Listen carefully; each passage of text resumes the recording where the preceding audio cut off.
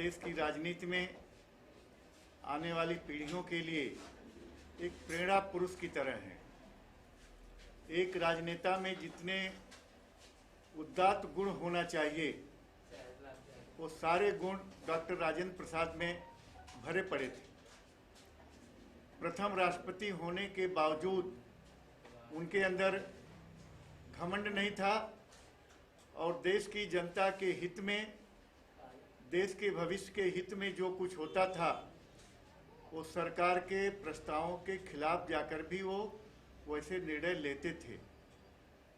ये जो दो उदाहरण हमने दिया, हिंदू कोडविल का और गुजरात में मंदिर का, दोनों में उन्होंने पंडित जवाहरलाल नेहरू की इच्छा के खिलाफ जाकर के अपना निर्णय लिया और देश की जनता में उन्होंने एक नया उदाहरण स्थापित किया।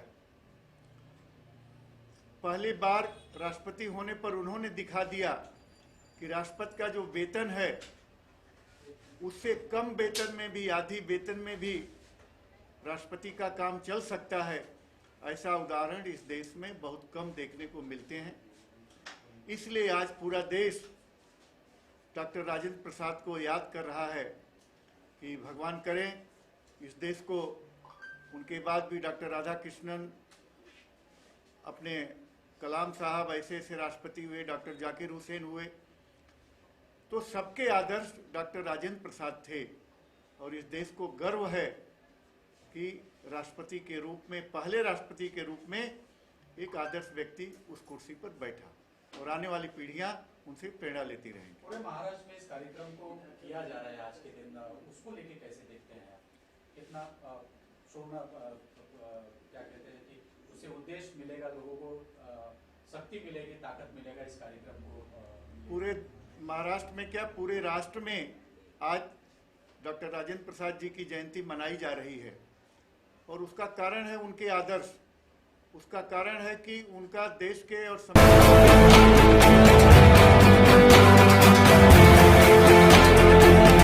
कि वे जो संविधान सभा के अध्यक्ष बने, लेकिन उनकी दृष्टि में डॉक्टर बाबा साहब अंबेडकर ही संविधान लिखें, इसलिए ड्राफ्ट कमेटी का चेयरमैन महात्मा गांधी और डॉक्टर राजेंद्र प्रसाद जी ने मिलकर डॉक्टर बाबा साहब अंबेडकर को चुना।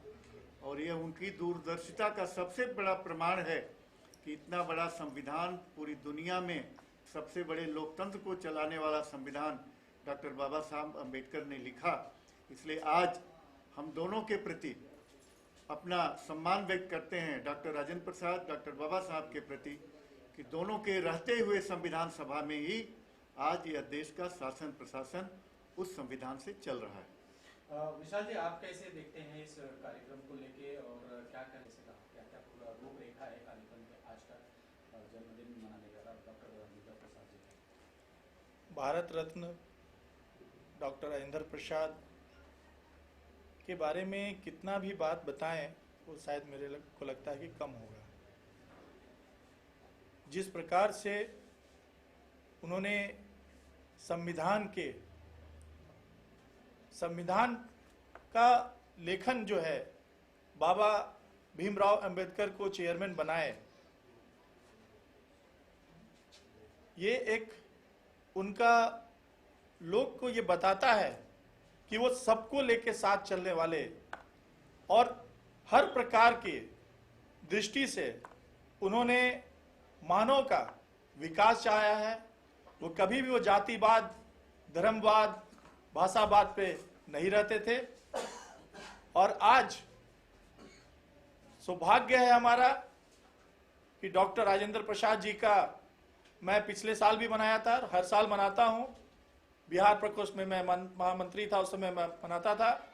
और आज भी मैं कम समय में मैं वरिष्ठ नेता श्री आरू सिंह जी को मैं बुलाया और वो अपना समय निकाल के यहाँ पर आए और आप लोगों को डॉक्टर राजेंद्र प्रसाद जी के बारे में जो भी बातें बताए हैं वो अपने जीवन में उसको अमल करना चाहिए।